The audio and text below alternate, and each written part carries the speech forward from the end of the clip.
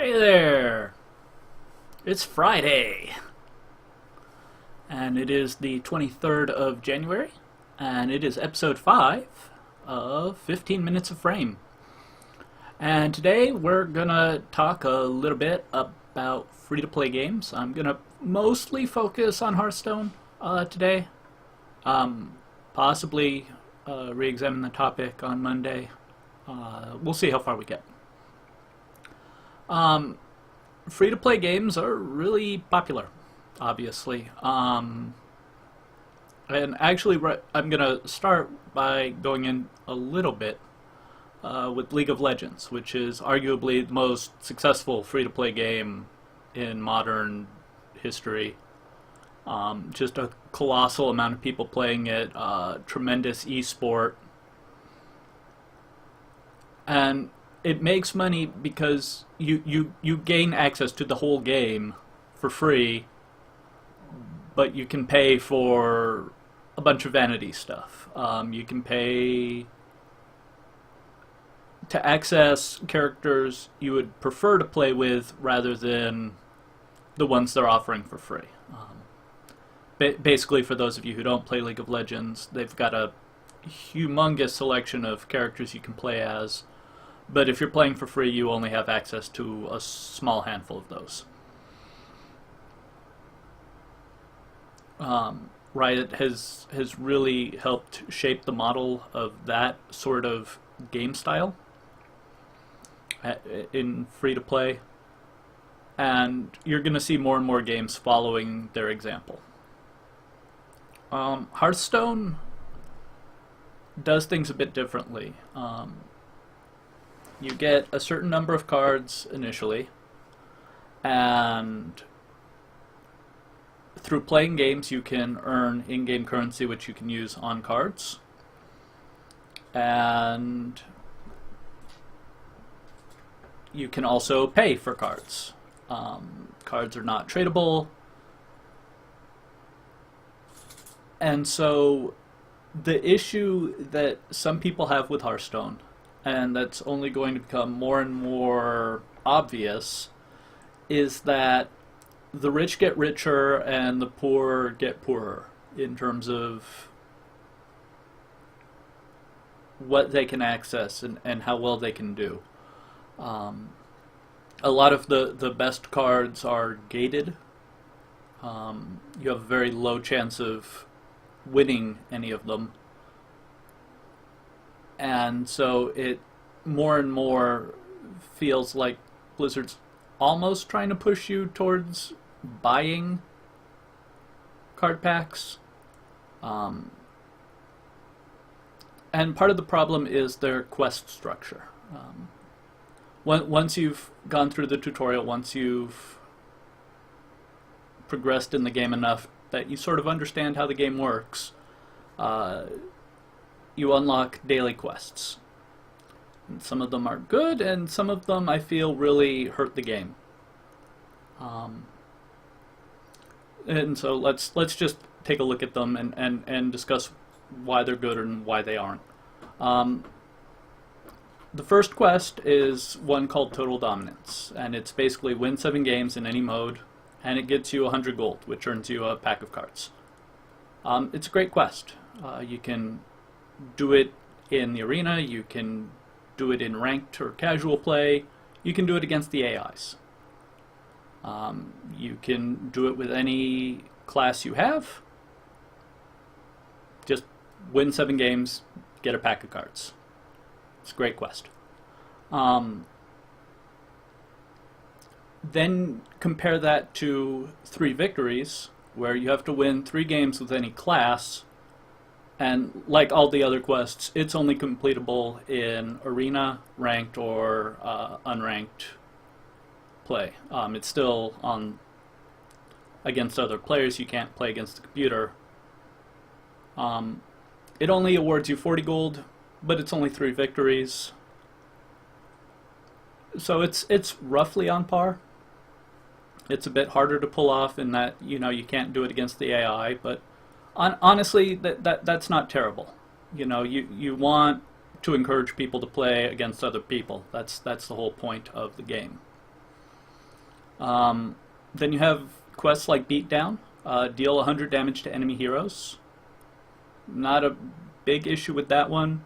And destroy them all, destroy 40 minions. Also, not a terrible quest. They alter your playstyle a little bit, but not significantly. You're still playing to win. You're doing it with decks that you're comfortable with. And, there's no big problem. My problem comes with some of the other quests.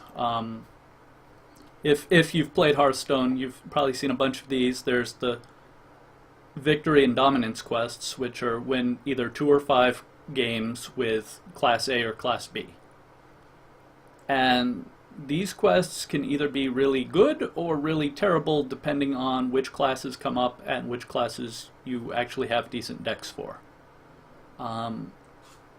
Blizzard's reasoning is that they want people to experiment. They want people to be playing all of the classes. But in all honesty, most people aren't comfortable with all of the classes. They play differently. And especially if you're a free-to-play type person, you don't have all of the cards. And so you want to focus on a few decks that you're comfortable with so that you can get your wins. And so if the quest randomness comes up and you're getting classes that you can't build a decent deck for, you have to wait until you can reroll your quests. In that same vein, there are also a couple of quests, Only the Mighty and the Meek Shall Inherit, which encourage you to play minions that either cost a lot or cost a little. And again, I understand what they're trying to do, but it doesn't really work in that you're either encouraging people to play bad decks in order to get through the quest quickly, which seems counterintuitive. And then there's also Spellmaster, which encourages you to play a bunch of spells. Again, they're trying to use the quests in order to encourage alternative playstyles, and I understand that, but if you've got a free-to-play game and you want the people who aren't paying to get instant access to all the cards to have a reasonable chance of making any sort of progress, there needs to be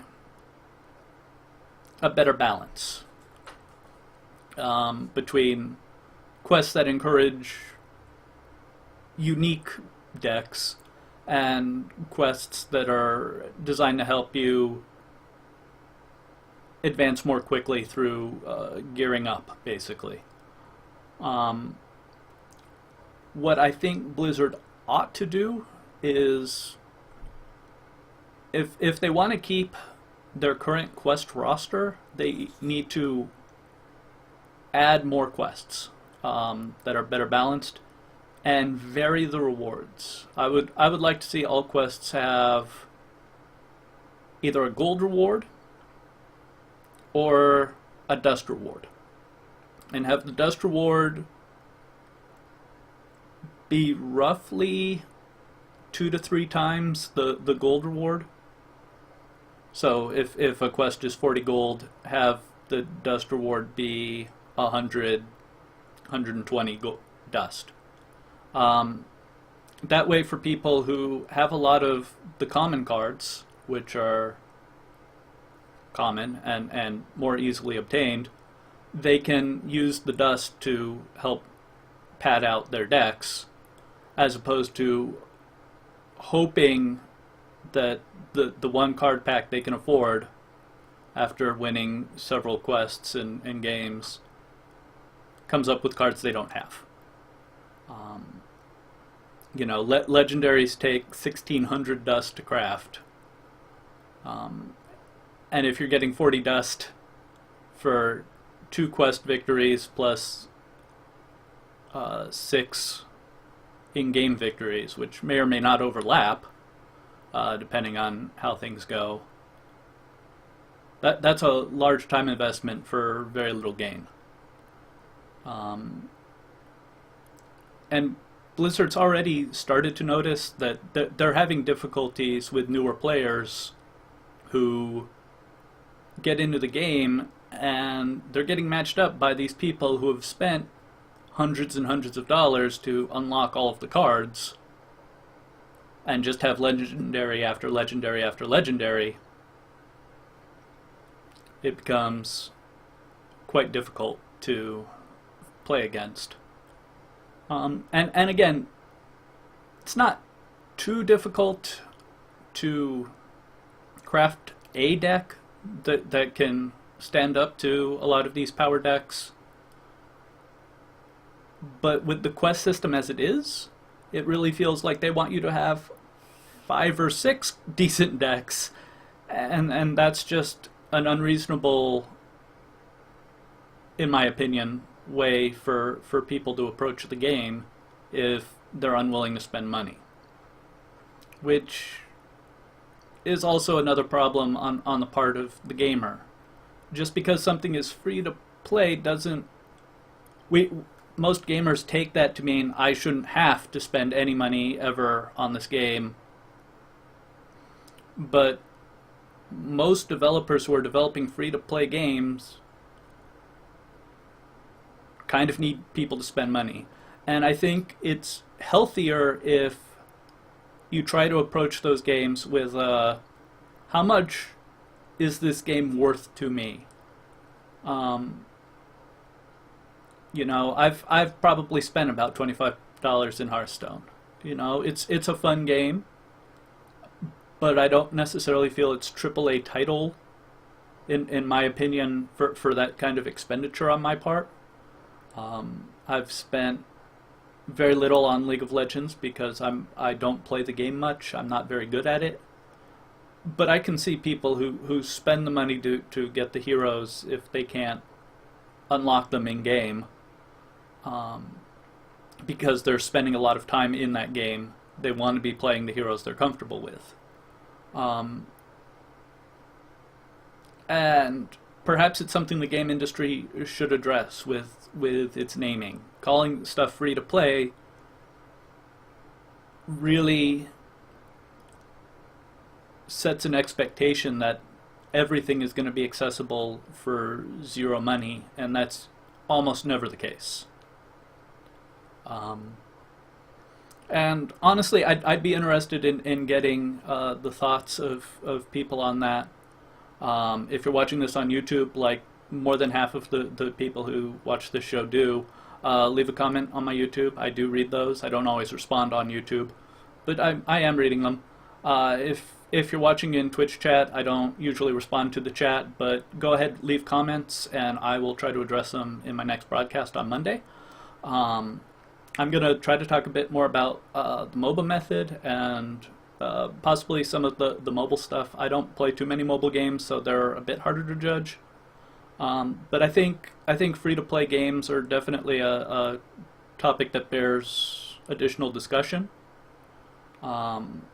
They're the sort of game that a lot of people play to some extent, and I'm curious what percentage of games people play as free-to-play as opposed to traditional, you just buy the game and go from there. I think it's an interesting counterpoint to Monday's discussion on DLC and expansion pricing. If you've missed any of the shows, they are available both on Twitch under my highlights and on YouTube. The links are in the description. And again, I will be back here on Monday at 4:15 Central on Twitch, and shortly thereafter on YouTube. And we'll talk more free-to-play, because it is a fun topic. But this has been 15 minutes of Frame. I hope you enjoyed it, and I will see you all next week.